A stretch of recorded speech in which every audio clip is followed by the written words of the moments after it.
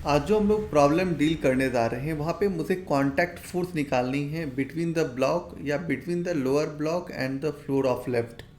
तो सबसे पहले कि हम इसका डायग्राम बना लेते हैं। डायग्राम दिया हुआ है, हमने ड्रॉ नहीं किया है, हम अभी पहले डायग्राम ड्रॉ कर लेते हैं। तो मानिए कि अपने पास एक लेफ्ट है या कोई सर्टेन केबिन है।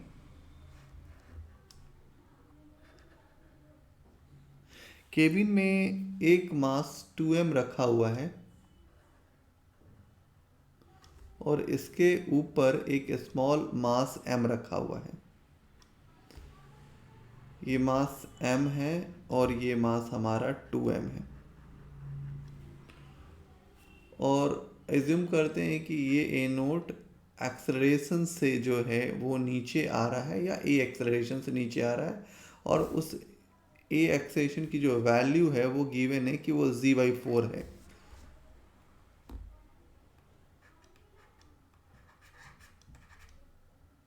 ठीक है, आपको कांटेक्ट फोर्स ही निकालना है। तो अब थोड़ा वर्क अराउंड आप कांटेक्ट फोर्स पे काम करते हैं। सबसे पहले कि हम इसका फ्री बॉडी डायग्राम बना ले। तो ये स्मॉल मास m है, ठीक है। इसका जो नॉर्मल फोर्स एक्ट करेगा वो वर्टिकली अपवार्ड करेगा। तो मान लें कि यहाँ पे नॉर्मल फोर्स लगा N1, ठीक है। दूसरा कि mg किधर एक्ट करेगा, तो mg एक्ट करेगा वर्टिकली डाउनवार्ड। थर्ड वन कि ये ए नोट या एक्सेलरेशन से नीचे आ रहा है। अब हम इक्वेशन राइट डाउन करें तो क्या लिखेंगे, mg minus N1 equal to m a naught. अभी हम इसमें क्या कर सकते हैं, वैल्यू डाल सकते हैं। वैल्यू सब्स्टिट्यूट करते हैं तो mg minus N1 equal to m और ए नोट इक्वल टू g/4। फिर थोड़ा अरेंजमेंट को सही कर लेते हैं तो ये mg हो जाएगा और ये क्या हो जाएगा, mg/4 इक्वल टू N1। तो इसको कैलकुलेट करें तो ये कितना आ जाएगा, ये आ जाएगा 3mg/4 इक्वल टू N1। तो पहला पार्ट हमने कैलकुलेट कर लिया। सेकंड कि अब हमारे पास जो M2 वाला ब्लॉक है, M2 वाले ब्लॉक्स ऐसे हैं।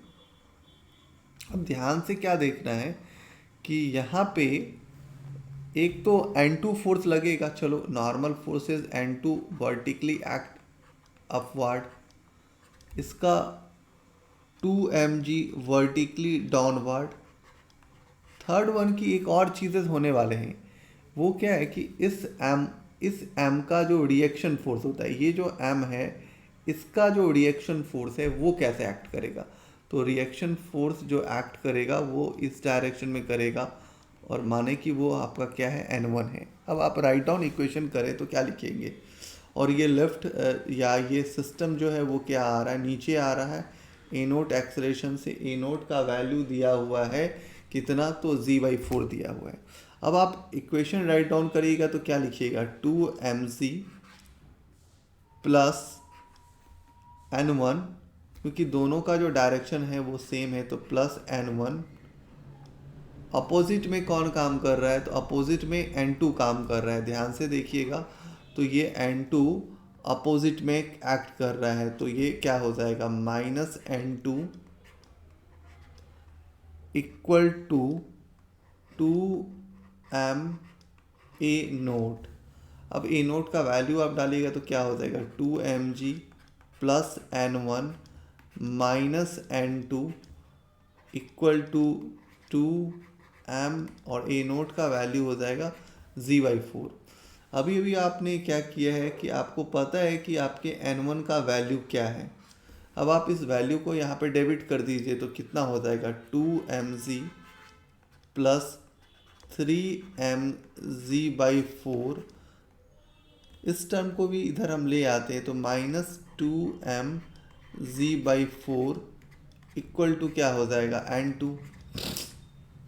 थोड़ा बहुत आप कैलकुलेशन करिएगा तो फिर आपको पता चलेगा कि ये 8 हो जाएगा, 8 प्लस 3 11 हो जाएगा, उसमें से माइनस कीजिएगा तो ये कितना हो जाएगा, 9mg divide by 4 equal to N2।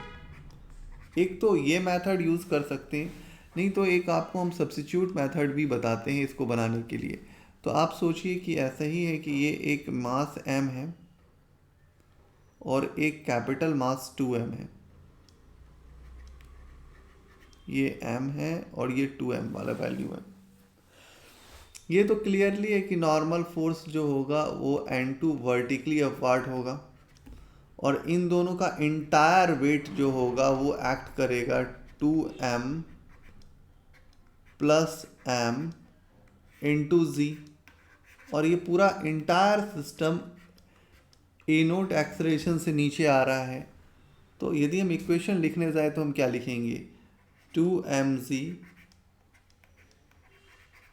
ये पूरे टर्म्स में हम g को मल्टीप्लाई करें, माइनस N2 इक्वल टू, फिर दोनों को ऐड करें तो क्या हो जाएगा, m प्लस 2m, और एक्सेलरेशन का वैल्यू कितना है, तो एक्सेलरेशन का वैल्यू मुझे पता है कि यहाँ से क्या है, g/4 है।